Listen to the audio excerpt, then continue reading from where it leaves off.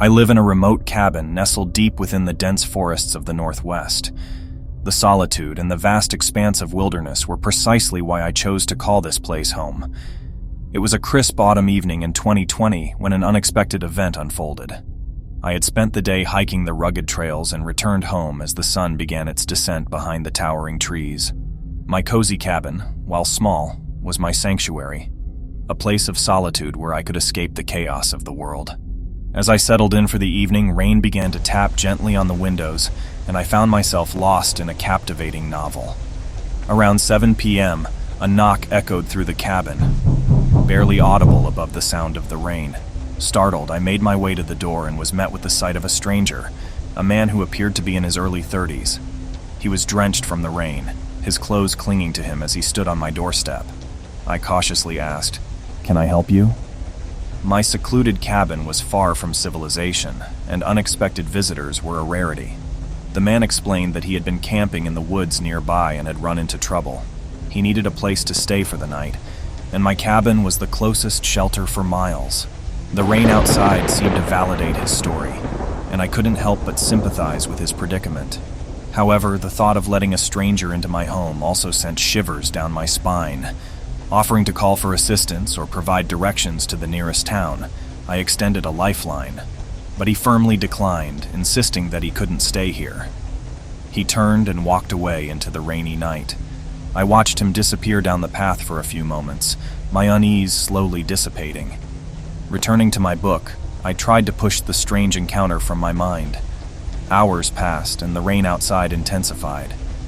As I glanced out the window, a peculiar orange glow caught my attention. Through the pouring rain, I could see a campfire flickering in the woods behind my cabin. It burned brightly beneath a towering tree, casting eerie shadows. My heart raced as I watched, noticing the silhouette of a figure standing near the fire. I couldn't discern if they were facing my cabin or the dense woods beyond. Panic washed over me, and I decided to call the authorities immediately, hoping they could deal with the situation. After reporting the bizarre incident, I returned to the window to check on the figure by the campfire. To my shock, the fire still burned, but the figure was gone. Fear crept in as I strained to listen for any sounds. Suddenly, footsteps approached the cabin. Panic seized me as I rushed to a window, peering out to see the intruder wielding a hunting rifle. He pounded forcefully on the front door, each strike sending shockwaves through the cabin. Fear and desperation consumed me as I grabbed my self-defense handgun from the closet. I hid behind a wall, preparing for the worst. When he struck the door again, I fired a single shot towards the doorframe. The deafening noise reverberated through the cabin. When my hearing returned, an eerie silence had settled in. There were no more footsteps, no more banging, and no more yelling. My heart pounded in my chest. After several agonizing minutes of silence, I mustered the courage to check the peephole. The porch was empty, and I could see clear footprints leading away from the cabin. It was evident that he had fled after the gunshot. The police arrived later, conducting a thorough search of the area. They discovered a duffel bag buried near the campfire, containing disturbing tools and evidence. It appeared to be a burglary kit or worse, possibly a murder kit planted in advance for sinister purposes. The investigation revealed that the attacker had planned the assault and had been near my cabin before that fateful night. The motive behind the attack remained a mystery, and the assailant's identity and whereabouts remained elusive. Despite the passage of time, I still reside in my remote cabin, haunted by the fear that the unknown assailant might return one day.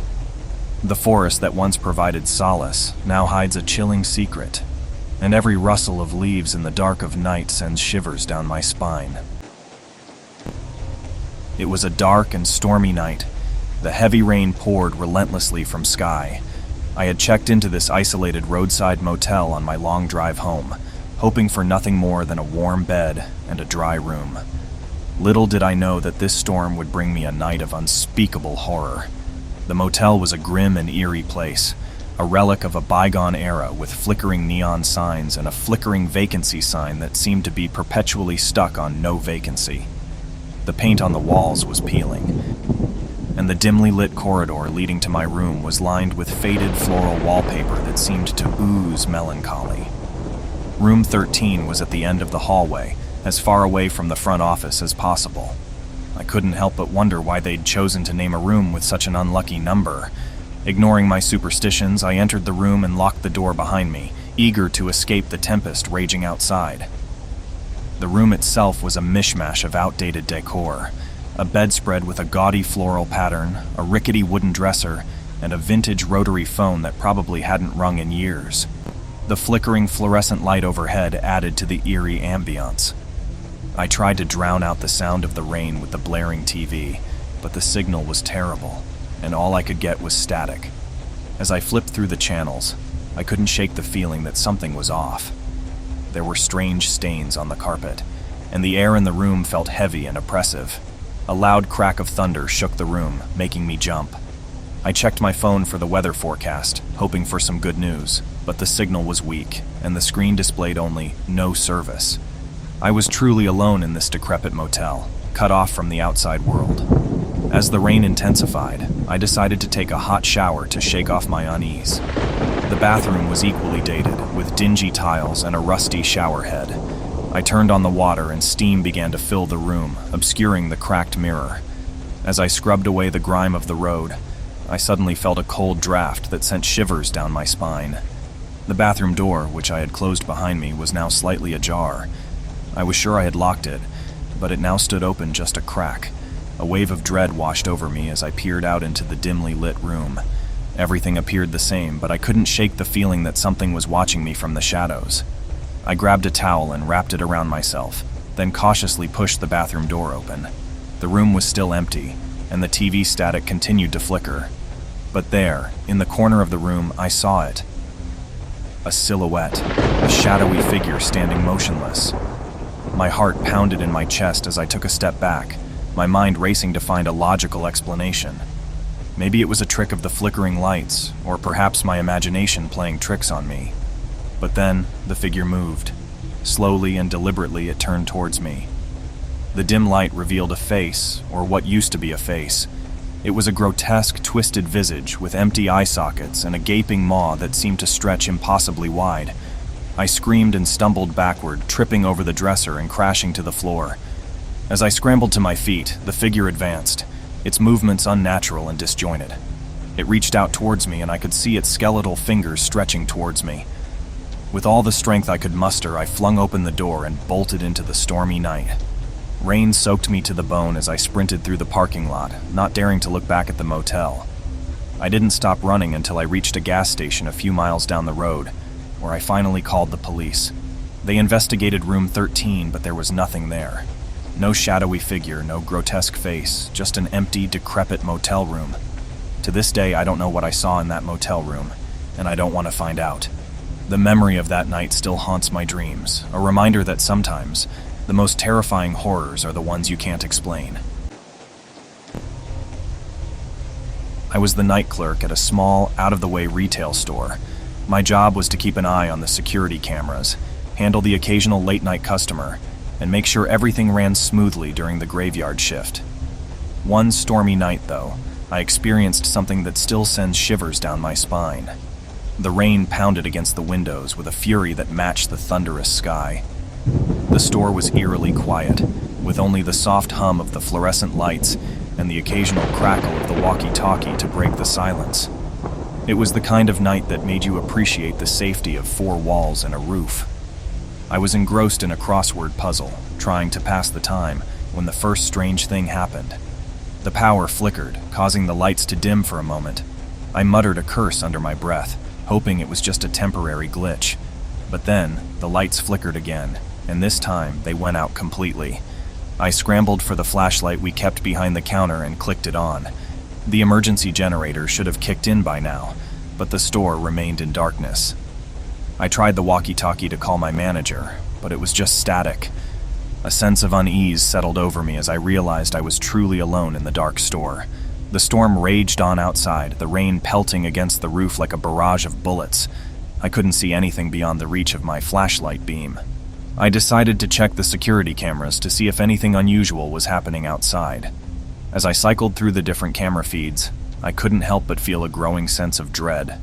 The parking lot was empty, and the rain had reduced visibility to almost nothing. That's when I noticed movement on one of the cameras near the entrance. A shadowy figure had appeared just outside the store, standing motionless in the downpour. My heart skipped a beat as I watched the figure, unable to make out any details in the dim light. I grabbed the store's phone and dialed 911, but all I heard was a disconcerting silence on the other end. Panic began to set in as I realized I had no way to call for help. I could only watch as the figure outside drew closer, its movements slow and deliberate. The figure stepped into the dim glow of the store's exterior lights, and what I saw sent a shiver down my spine. It was a person, or at least it used to be. Their clothes were tattered and soaked, their skin pale and mottled. They had a vacant, hollow look in their eyes, as if all humanity had drained from them. I watched in horror as the figure pushed open the store's door, which had somehow swung open on its own. The bell above the entrance tinkled softly, and the figure stepped inside, water dripping from their clothes, leaving a trail of muddy footprints. My flashlight beam quivered as my hand shook with fear. I called out, "Who's there?" but received no response. The intruder continued to advance, their steps echoing through the darkened store. I retreated further behind the counter, my heart pounding like a drum. As the figure drew closer, I could see that their clothes were torn and blood-stained. Their eyes were empty, devoid of life, and their mouth hung open in a grotesque, silent scream. It was as if they were trapped in a perpetual state of agony. I knew I had to do something, but fear had frozen me in place. The figure was just a few feet away now, and I could feel their presence, cold and malevolent like a shadow enveloping me. Desperation kicked in, and I aimed my flashlight at the intruder, revealing their horrifying face in the harsh beam of light. Their features were twisted and contorted, a grotesque mask of suffering and despair. But what chilled me to the bone was the fact that I recognized them. It was my manager, the one I had tried to call earlier. But this was not the person I knew. This was something else. Something that had been twisted and corrupted by the storm and the darkness. With a guttural moan, the figure lunged at me, their cold, clammy hands reaching for my throat. I screamed and fought back, using the flashlight to push them away. But he was relentless, his grip like a vice. In the struggle, I managed to break free and dash toward the back exit, not looking back. I burst out into the pouring rain, the storm providing the only sanctuary from the horrors inside the store. I never returned to that job, and I can't erase the memory of what I saw that night. The storm had brought something with it, something that had turned my manager into a nightmarish creature. To this day, I can't help but wonder if it's still out there, lurking in the darkness, waiting for the next heavy rain night to return.